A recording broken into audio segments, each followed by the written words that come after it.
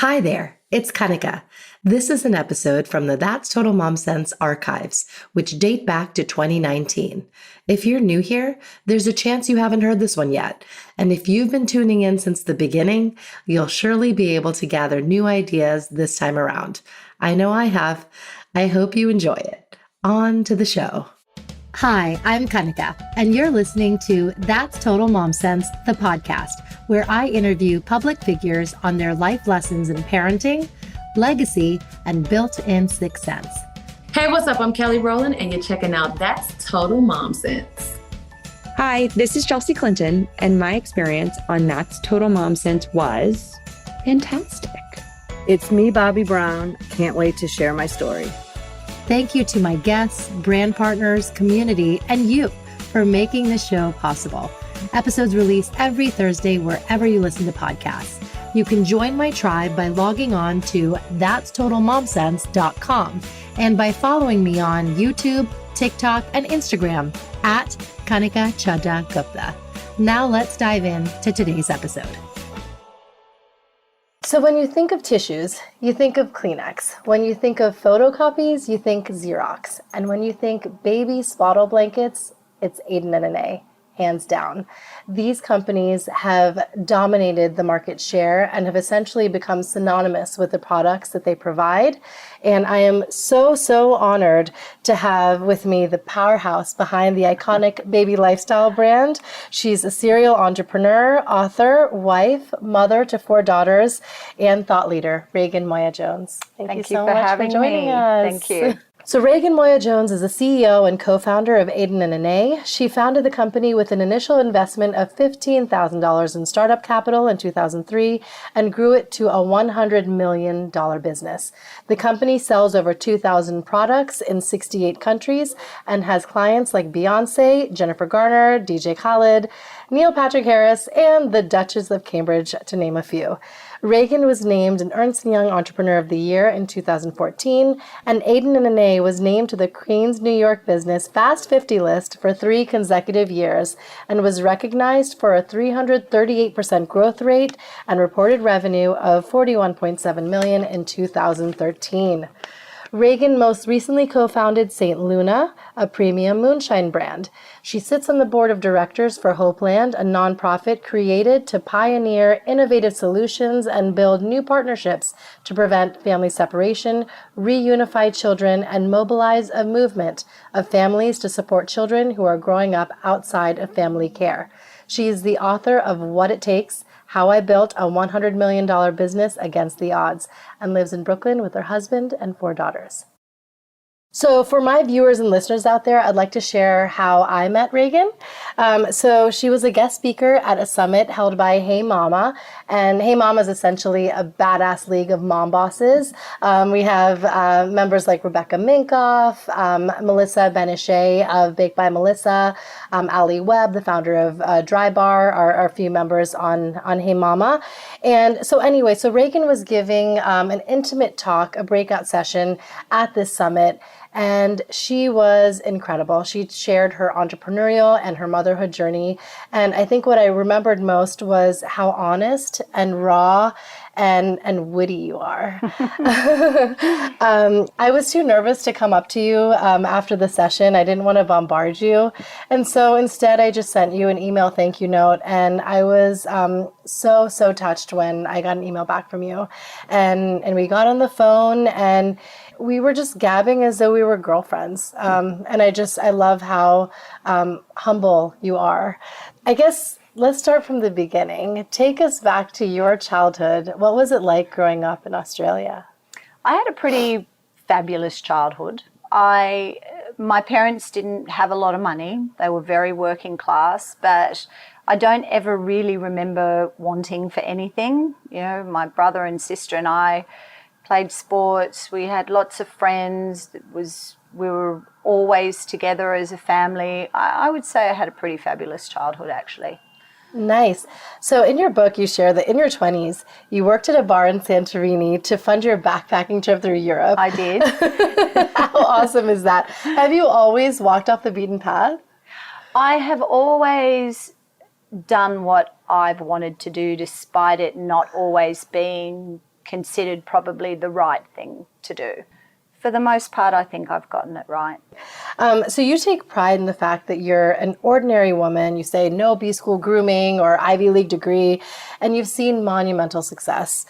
So many women can identify with your story, and we find you to be an inspiration. So you started your career in sales. You had this disparaging boss, and you found this newfound passion in your side hustle. After I was sort of done gallivanting around Europe and having that fun, I came back to Australia and fell into sales, which is I worked for a pharmaceutical company, Schwarzkopf, the hair care company, did lots of different things in sales. And then when I moved to New York in 1997, I didn't have a visa, and a friend of mine got me a job in a conference company, actually selling sponsorship on conferences, and they sponsored my visa, and that was how I ended up being able to work legally in the States. Yeah. And I was with that company for about a year, and then I moved to The Economist, where I spent 10 years working before I started Aden and Anais. And I did start Aden and Anais whilst I was still working full-time at The Economist. And yes, I did have a number of bosses throughout that 10-year period where they just for whatever reason didn't think I was capable of doing any more than the sort of basic sales role that I was doing, despite the fact that I kind of felt that I could. Yeah. But it was obvious there was no real advancement opportunities for me at The Economist. And I'm very grateful for that now in hindsight, because it was the frustration of that which also I think motivated me to actually dive in the deep end and start my own business, which ended up being Aden and Anais. Yes, absolutely. When did you have your aha moment? And, how did Aden and Anais? Well, it was really when I had Anais. Okay. Because I went looking for these muslin blankets that were very common back home in Australia.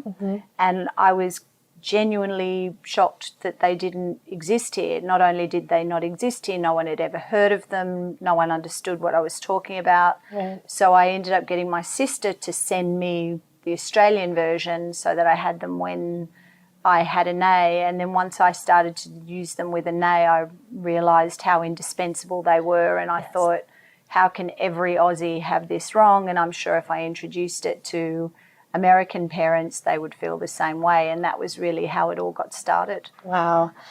So it was literally you and a friend, right, who had Aden? I had a business partner, that's Aden's mum, Claudia. Yes. So we started the business together, but she decided not to stay involved, and we had a very unfortunate parting of ways in 2008. Okay. Yes. Okay. But when you came up with the concept, what made you just take this huge risk and say, we're going to go into business together and do this and source the right materials and really create a niche for ourselves in this market? It wasn't like I strategically went, Claudia should be my business partner. It was the fact that she lived in LA and we were very good friends, and I used to stop on my way back from Australia and stay with her so I could break the trip up when Anais was a tiny baby. And we just happened to be together when the moment hit us that sort of went, where we sort of went, we should really do this. And Claudia actually said, well, why don't we just become a distributor for the people who are already making them in Australia? And I said, well, no, why would you do that? Because at the end of the day, it's a piece of cotton fabric, and I'm sure we can work it out. How hard could it be? It ended up being very hard, but we worked it out. Yeah. Can you walk us through a little bit of the supply chain, how you source the best materials and, just kind of set your brand apart? It took a long time to find a manufacturer. And when we did, there was a lot of back and forth, trial and error to get the product right. And given I didn't have any technical experience with textiles, it was really just, no, that's not soft enough. No, that's not a tight enough weave. No, and it was really just that back and forth until it got to the point where I was comfortable with the quality of the product to actually go to market with it.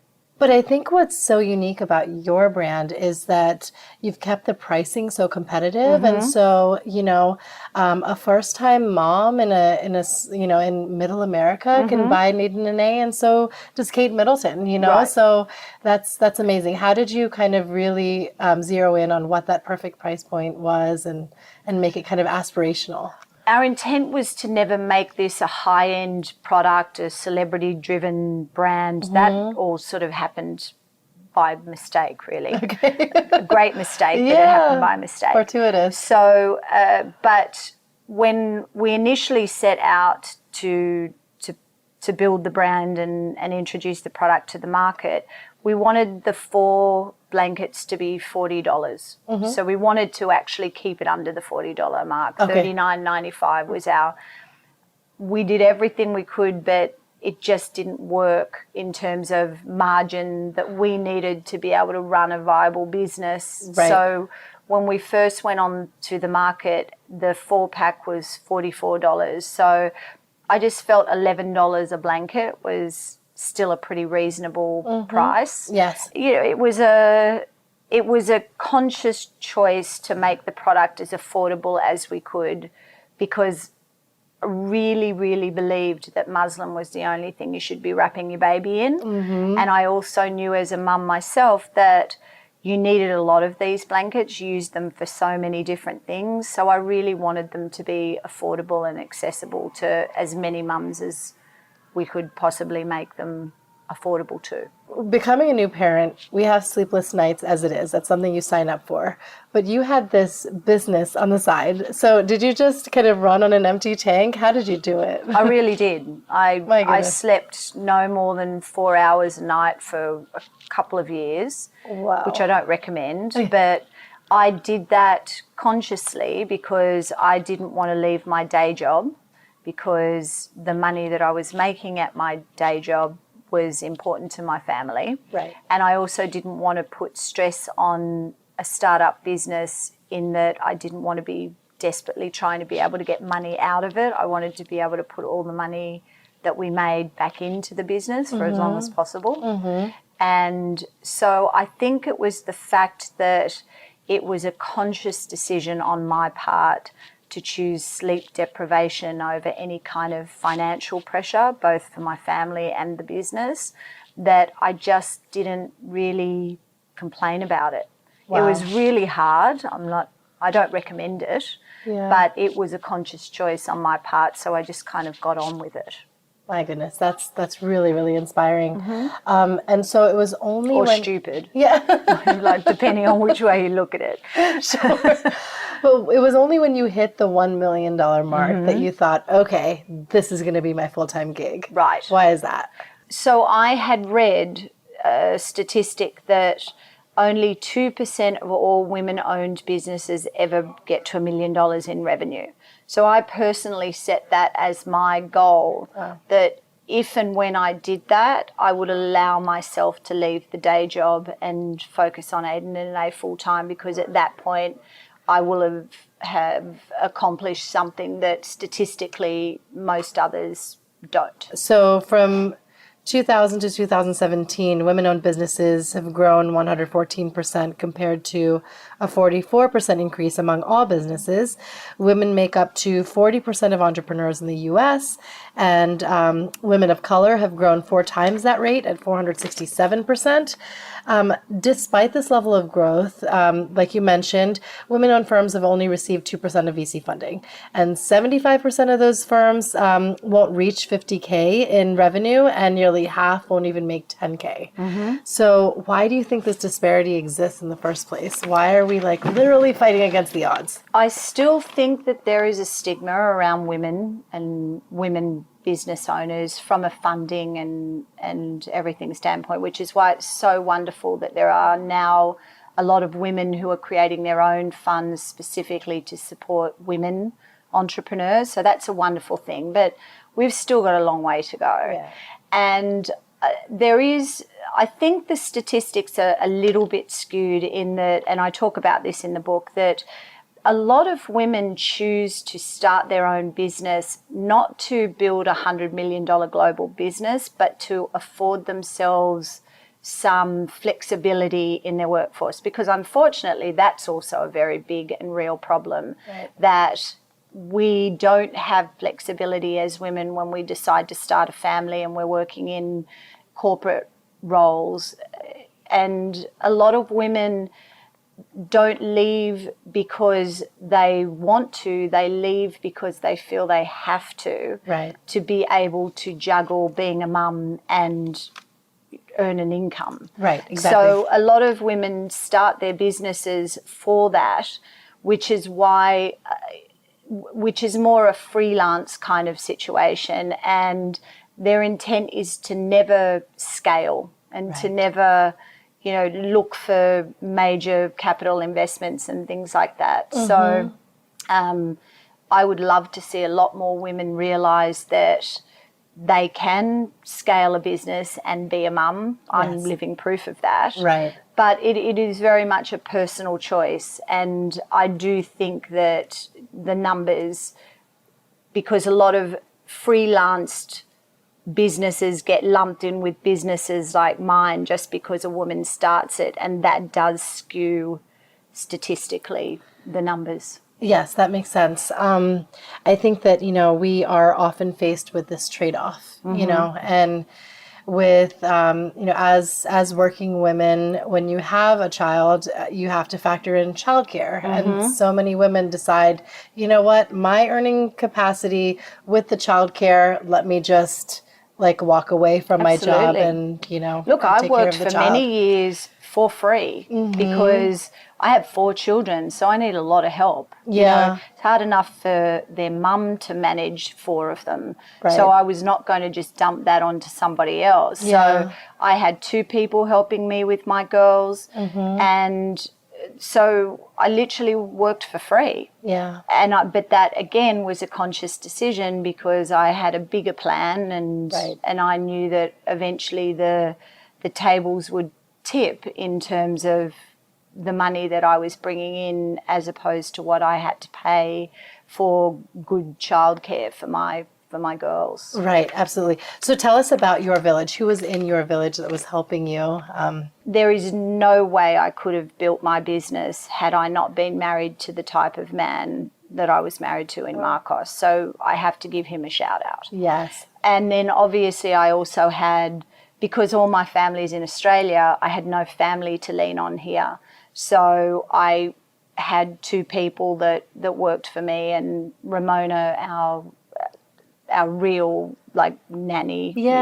She's been with us for 12 years now. So my youngest children don't even know life without Ramona in it. So again, it was only that I was so comfortable that my girls were being taken care of the right way that it enabled me to be able to do what I did. So it's impossible to do what I did without a whole lot of help and support. It's just impossible. Yeah, I know, absolutely.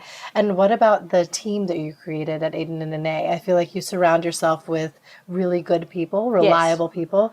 How do you advise a woman who's, you know, got entrepreneurial aspirations to do that? Well, for me, especially initially, it was super important to me that I really liked the people that were coming into the company, because you spend a hell of a lot of time with those people when you're building a business from effectively the ground up. Right. So the qualities that I looked for in people, especially in the early stages of Aden and Anais, were they had to be smart. Right. They didn't necessarily have to be skilled in a specific area. Actually, for the most part, the first sort of dozen employees wore multiple hats. They weren't really specialised in anything. They just did what needed to be done. Yeah. They had to have a really good work ethic. They had to have a sense of humour. Okay, great. And they had to have humility. Yes. So I looked for more human traits than I did business and professional successes and experience. And I really do attribute the incredible growth and success of Aden and Anais in no small part to the fact that they were the type of people that I brought in very early on to build the business with me. There's a quote that I'd like to share by Denzel Washington. He said, at the end of the day, it's not about what you have or even what you've accomplished. It's about what you've done with those accomplishments. It's about who you've lifted up and who you've made better. It's about what you've given back. So if you can talk about Hopeland. Super, super proud of my involvement in that and in awe of Deborah Lee Furness and Nick Evans, the two people who founded it. And children, babies, very family, very close to my heart. I'm very passionate about that. So this is a wonderful not-for-profit that was started to try and reunite families, because I think statistically, and I'm going to get in trouble if I get this wrong, but about 80% of all orphans in the world have a living parent or relative. And the fact is that these orphans get put into orphanages not because there isn't anyone to take care of them, it's because they don't have the means to take care of them. And these people think that it's a better option to have their children sent to an orphanage than it is to try and raise them in there. So we're trying to change that dynamic and keep families together where we can, and in a situation where that's just not possible, find another family unit that makes sense for that child to be raised in. Wow, that's wonderful. Yeah. So what are some of the challenges and the pitfalls that you faced, and how did you get back up? The biggest challenge, I think, was time and the juggling, which is a very real thing for all mums, right? Whether it's your own business or you're a working mum, trying to find the time to dedicate to your family and your career is tough. Yeah. So it was definitely a challenge because there's only 24 hours in the day and one of you, so you need to kind of make peace with that and do the best you can within those confines. So from a purely business perspective, it was access to capital or lack thereof. We couldn't keep up with the demand because we just didn't have enough money to keep up with the demand and scale.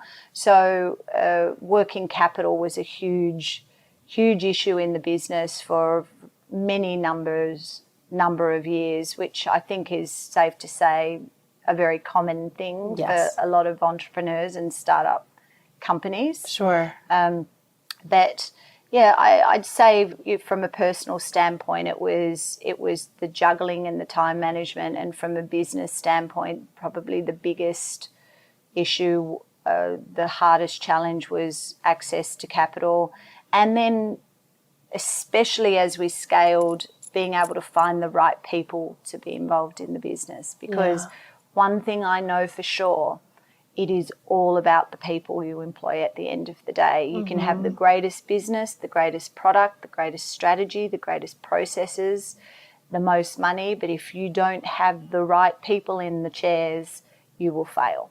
I truly believe that. Wow. So as we got bigger, it definitely got hard to continue to hire people that were of the caliber that the people were that came into the business in the very early stages. Right. And what was it like kind of taking it from a homegrown business to working with all these mass retailers and distributors?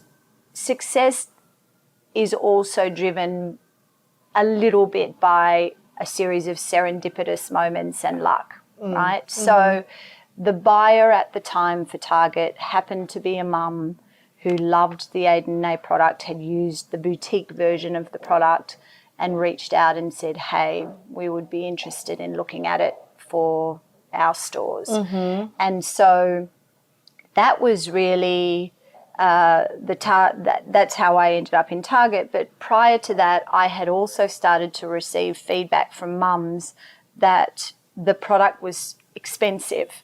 Now, I thought $11 a blanket was but for a lot of mums, that $44 is a lot of money. So again, I felt so strongly about muslin and the fact that every mum should have it for their babies, that I then went about creating a product that I could sell for less than $44. Okay. But that I still was proud to have the Aden and Anais brand on. So that's how the diffusion range that you now find in Target and Bye Bye Baby and when Babies R Us was still around, Right. Babies R Us, that's really how that got started. It wasn't about, oh, how do I canvass every store out there, which, to be clear, I wanted to do that. Yeah. But the real motivation for the diffusion range was the fact that I was getting feedback from mums that the product was expensive and they loved it, but Yeah, and you paid heed to that, which is course. great. And what about Behemoth, Amazon? oh, well, when I started Aden and Anais, Amazon didn't run the world. Right. So that's happened since then. And yes, the retail landscape is night and day compared to when we started Aden and Anais 12 years ago. And that is in no small part due to Amazon. Right. And, but I get questions from other entrepreneurs starting business and Amazon always comes up. And my opinion on that is you'll never beat them. Yeah. You can't beat Amazon. So you have to find a way to join them. Right. Which is what we did at Aden and Anais. Yeah, no, that's smart. Okay, so how has, entrepreneurship kind of changed you? I think I was always an entrepreneur when I look back. I just didn't define it as that, but I always sort of wanted to be the master of my own destiny and do my own thing. But changed me, actually, I don't think it's changed me that much at all, to tell you the truth. I was at a wedding, actually, fabulous story, our first Aden and Anais wedding. So these two people met at Aden and Anais and they got married on Saturday night, so that I felt like a proud mum. Yes, yeah. And then they'll be using your products when they have their yes, kids. exactly. It's gone full circle, really full circle. Right. So, and I was there with some people and people that I'd worked with at The Economist who have known me for now 18 years, so knew me before Aden and Anais and through Aden and Anais and now after Aden and Anais. Right. And this particular friend, Scott, said, you're exactly the same. You're exactly the same Raegan as I met 17 years ago at The Economist as you. So I guess that was a long way of saying I don't think it's really changed me at all. Oh, wow. I love that. What about motherhood? How has motherhood changed you? Oh, that's changed me. Actually, I'd go as far as to say motherhood saved me, not just changed me. The girls gave me purpose. It was like I was instantly cured of any me drama once I had an A. And,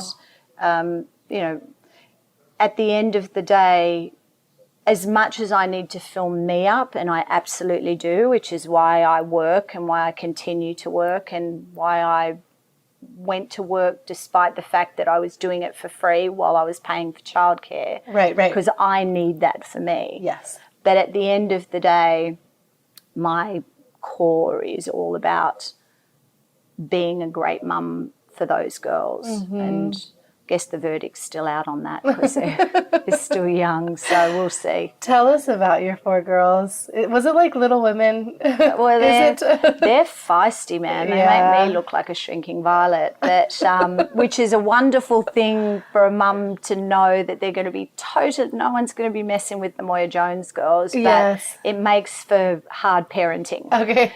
So, but I'm most proud of the girls out of any of my accomplishments, and still I get more joy out of other parents telling me what kind, considerate, well-mannered children they are. Yeah. I get more joy out of that than, securing $1 million Target end cap. Oh my goodness. So absolutely. They are my, North Star for sure. Yeah. But they're challenging. I've got 2 teenage daughters, and anybody who has most people who have teenage daughters know that that's a minefield. You never know who you're going to get that day.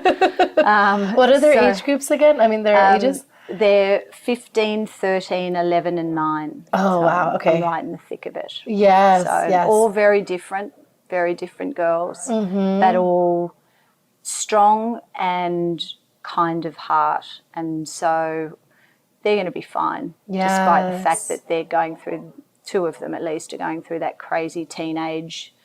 I laugh at them because, you know, they'll be in a moment and upset about something. And it's like, oh, look, it's going to be okay. And they go, you don't understand. I go, oh, yeah, because I've never been a 15-year-old girl before. Of course. How could I understand? Yeah. No, I just came into the world 50. Like, you know, it's like... oh my goodness. But yeah, so they're good girls. We're very lucky. Oh, well, they have a great mom.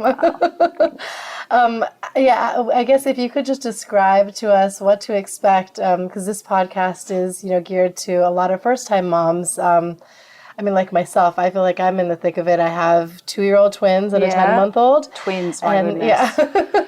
So, I mean, I was just thrown into the deep end, and I feel like I've grown and learned so much at the same pace that they're growing and surprising me every day. And it's tough. I mean, the sleep deprivation, so humbling to hear you say that you powered through that while, you know, dealing with... I wouldn't say powered through. There were many fetal position moments, trust me. It was not pretty to watch. Yeah. Sleep deprivation, people need to remember, is a form of torture. They use sleep deprivation as a form of torture. Right, yeah. That's real. Yes, you know, if you can get a good night's sleep, you can deal with pretty much anything. Exactly. If you are sleep deprived, the smallest things can turn into the biggest issue. Yes. And that's what we face as mums, and that's really hard. And, you know, it's what most of us go through. Yeah, no, it's true. It's true. So those are kind of the challenges that I'm facing now. I can't wait to get over this hump. But yeah, what are some things to kind of look forward to, watch out for when we do have, you know, preteens and teens? So for me, a huge milestone was when they got to an age where you didn't have to constantly be watching them, or they could fall off a terrace or down a flight of stairs, and 2, you're well in that. That is tiring because you're running around after them. You can't relax. Yeah. So once they all get to the age of about 5 or 6, when you're not in that constant, oh my gosh, are they going to injure or worse, kill themselves because they don't understand danger in that respect. Exactly. That's a huge milestone where you can actually sit with your friends and have a glass of wine or a cup of coffee or whatever it is you do, and you're not constantly on edge about them injuring themselves. Yeah, exactly. So you got a few more years to get to that. And then it's pretty good. They still, and I'm talking from my personal experience. I know everyone's different, because I do have friends who have teenage daughters who just are perfect and don't give them any grief. So I feel like they did something in a past life to deserve that. So when the kids are little, it's basic needs, right? They need you. As long as they're being loved and fed, and you're making sure they don't kill themselves, you're a good mum, right? Yeah. Whereas I'm finding it much more stressful. And in a sense, it's good that the thick of Aden and Anais is past me, because I find the girls now that they're preteens and teenagers need me more than they did when they were little. Right. Because now the emotional component comes in, and that is tough to navigate at times. Yeah, no, I can imagine so. What's it like raising your girls in a generation where there's social media and, I mean, no one's used to it, and you're in this completely new paradigm, and you're trying to figure things out. So well, and again, I'll probably get in trouble for this. I think social media is literally sucking at the soul of our society. Yeah, I know. I dislike it on a level that's not. You know, I was told when I started the book that I had to start an Instagram page. It's ridiculous. Why do people need to know and I feel for entrepreneurs now in this social media madness that back when I started my business, it was just enough for me to work hard on my business in the background. I didn't have to be for want of a better word, celebrity whilst I was doing it. I could just build a fabulous business and I didn't need to be out there promoting me as well as that. Yeah. I look at especially the women who are starting businesses now, and the fact that the Instagram and social media component is as much work as the actual building of the business. Absolutely. I just don't know how they do it. Yeah, and it's a popularity contest at the end of the day. Someone can instantly look at the numbers, whether it's a quality or not a quality product. Yes. But yeah, it's just one more element to deal with. Yes, and a whole other level of stress, right?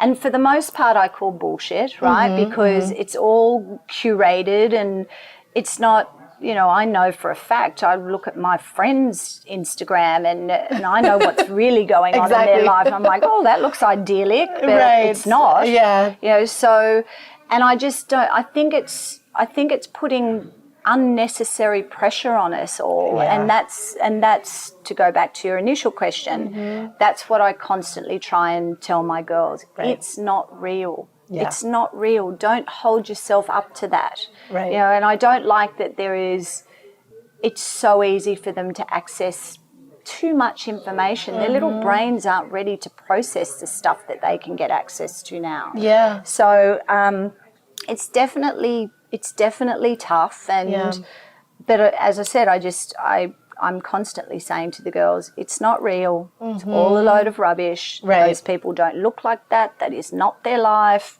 It's all curated. Yeah. Just do you. And try and stay off it as much as you can. Right. And for the most part, our girls aren't mad social media. They're on it, of course, but not like some other kids I know. Yeah. Can you share some of the sweet moments and anecdote of your family that's kind of got you? Oh my gosh, happy, so proud mom. When I was replaced as the CEO of Aden and Anais by my investors, that was a moment where the girls really stepped up for me emotionally. And they actually came the 2 blocks up the road to pick me up from the office the last day I walked out of it as the CEO, and the new CEO was starting. Okay. And I was upset. Yeah. And I allowed myself to be upset for a whole 24 hours, and then I decided I was going to shake it off and get on with it. And I got different responses from the girls. Amelie Rose, the 9-year-old, well, now 9-year-old, she was 7 at the time. She said to me, Mummy, I think you're a really good person giving that man your job. Oh, my goodness. Wrote me a card and everything. So sweet. Yeah, it was beautiful. So the girls are very supportive, and I'm a very transparent mum. If I'm upset, if I'm angry, I don't believe in hiding that from the girls because life is hard. Right. And wrapping them in cotton wool, making them believe everything is all great all the time is not going to help them in the long run. So when I'm upset or stressed or frustrated, they know. Yeah. And they are actually, and I've not really thought, but they are extremely supportive when they can see that I'm struggling with stuff.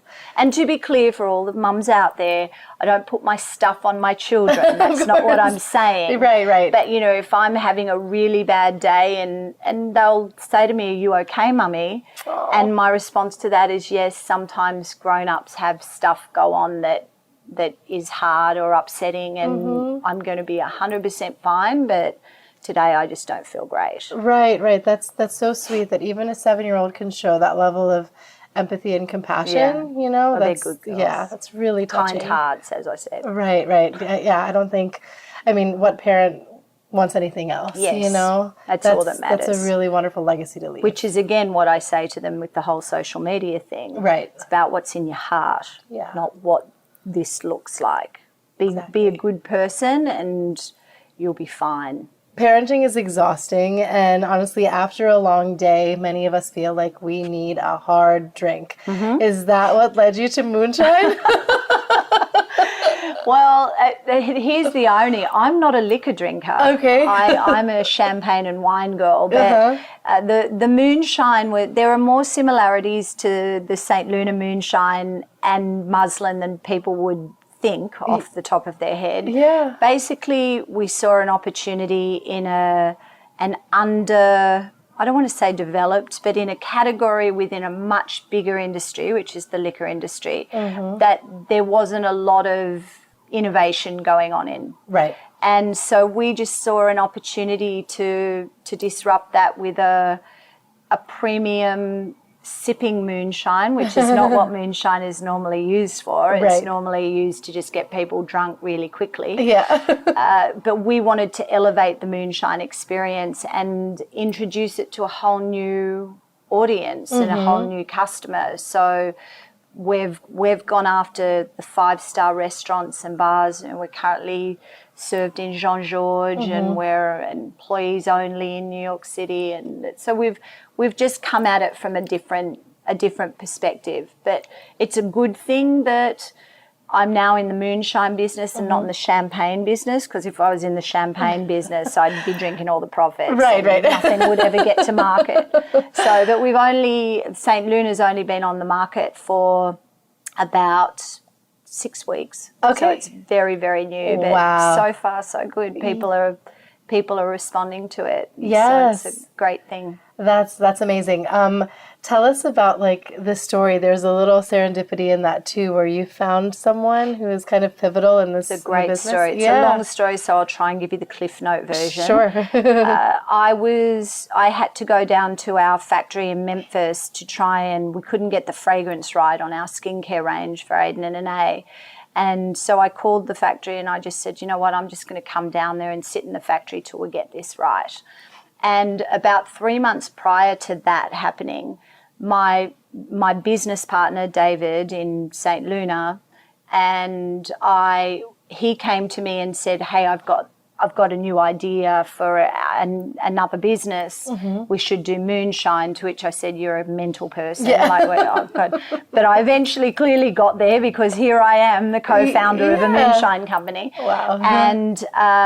And I said to him, look, we can elevate it, but we don't even know how to make shitty moonshine, let alone the best moonshine anyone's ever drunk. Sure. So there's a huge, big leap Learning there. curve, yeah. And so he said, but you're open to it. I said, yes, I guess, where I'm open to it. So fast forward 3 months later, I'm down in Memphis in the factory working on our fragrance for our soaps and shampoos and everything. And I start talking to the guy down there who's running the project for Aden and Anais. And I was there for a couple of days, so we ended up chatting a lot. And I said to him, so what exactly are you, you know, that you make soap? Right. And he said, I'm actually a chemical engineer. Okay. And I went, I said, I'm married to an engineer. He's an electronic engineer, though. And I said, but my brother and sister-in-law are chemical engineers, but they're in the petroleum industry. They live in Kuwait, actually. Okay. And I said, so soap? I said, that's interesting. I said, so what? Was soap a passion? And he laughed. He said, no, Raegan, soap is not my passion. Soap is my day job. Moonshine is my passion.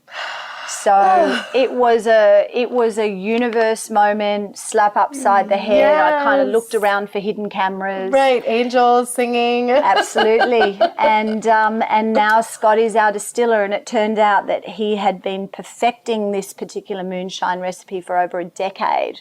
Oh my and just goodness. didn't sort of ever take it to the next stage of getting it out on the market. Yeah. So we did that, and here we are with St. Luna. Wow. So and he has made an incredible liquor, because we've already won 2 silver and a gold medal in World Spirit competitions and everything. Incredible. So it's the real deal. It's a great drink. Yeah. Oh, I can't wait to try. Yeah.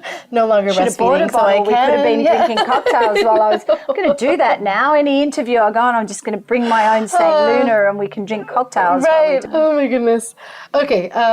So somewhere in all of this journey that you've illustrated for us, you've written a book, What It Takes.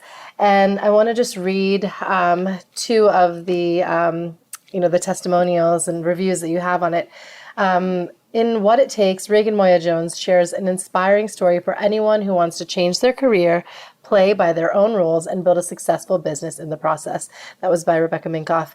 And a little determination, sass, Aussie grit, self-belief, and a sense of humor, and dreams come true. Congratulations on achieving enormous success, giving back, sharing the journey, and inspiring others to do the same. And most importantly, enjoying the ride. And that's by Deborah Lee Furness, the actress and founder of Hopeland, who you work with. Who also just happens to be married to Hugh Jackman. Oh, okay. Very cool. So tell us about the book.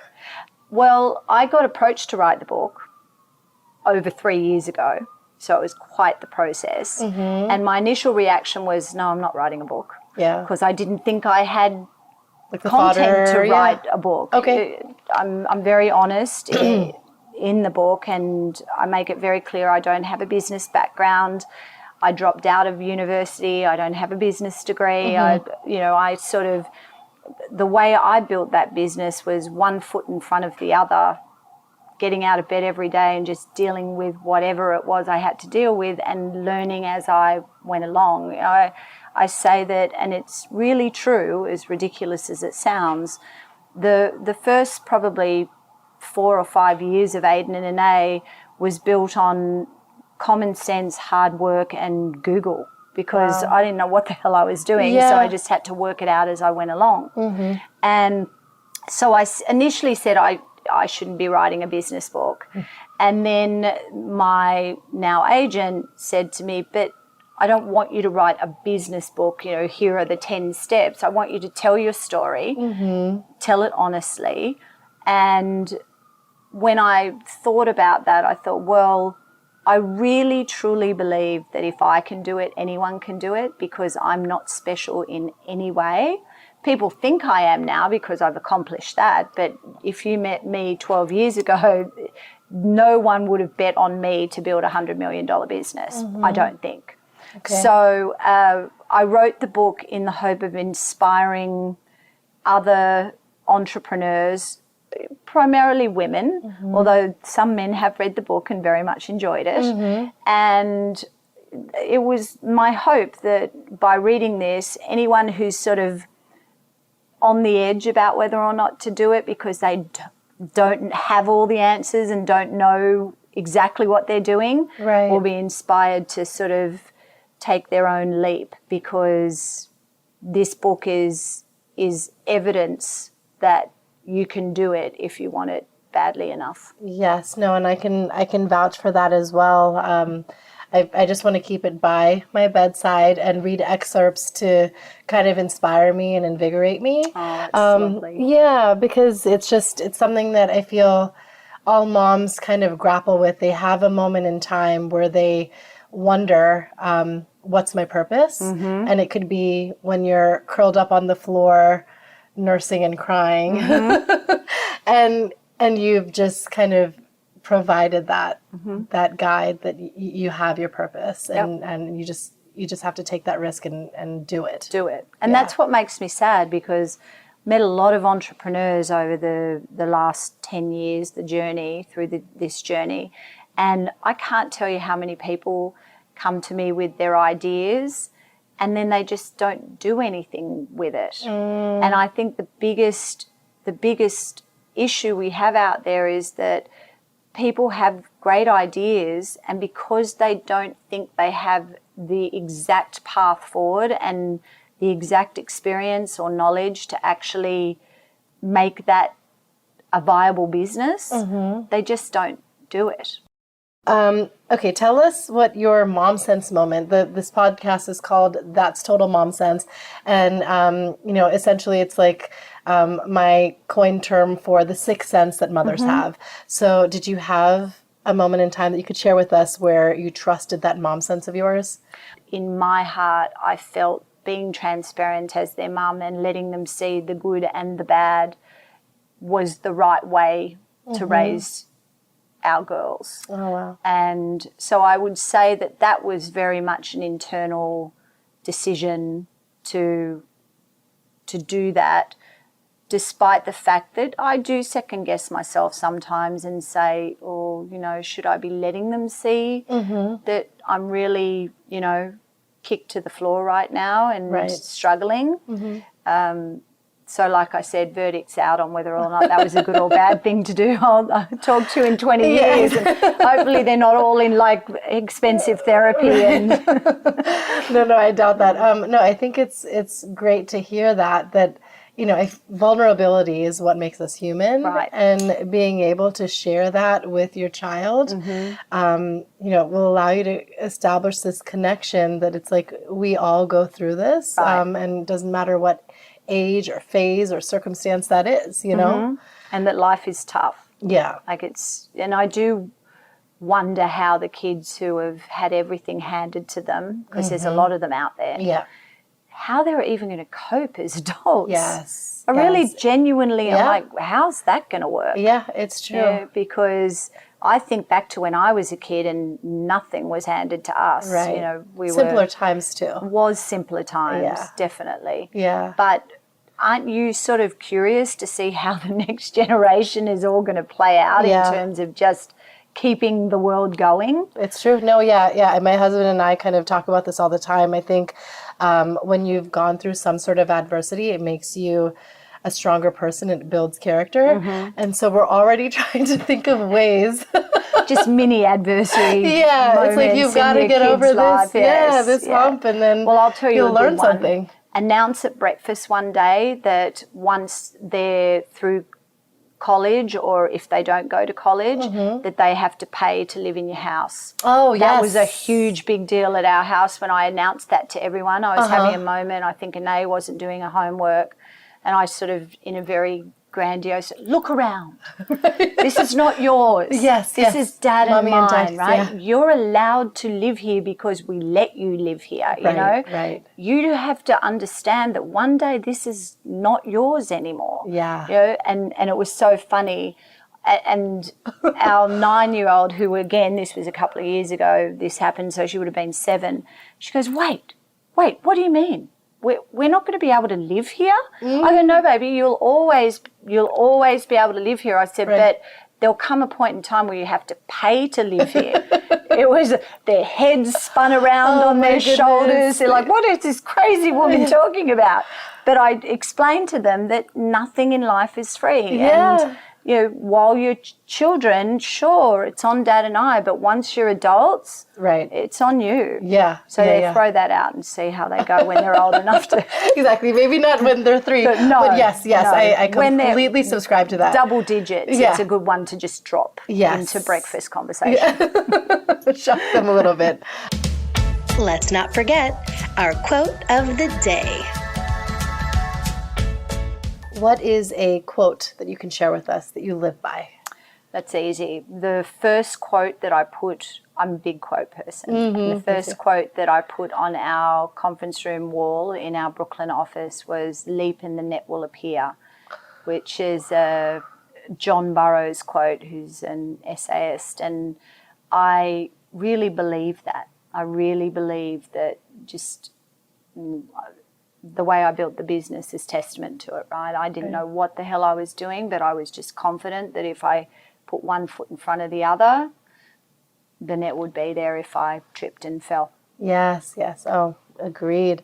Where can we find Aden and Anais and St. Luna and your book and everything? So Aden and Anais, I'm sure most mums know where to find that. It's pretty much everywhere. And adenandanais.com obviously is the website.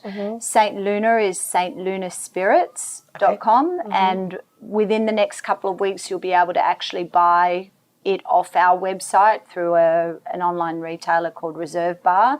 And then bars and restaurants primarily in New York City at the moment. That's our focus.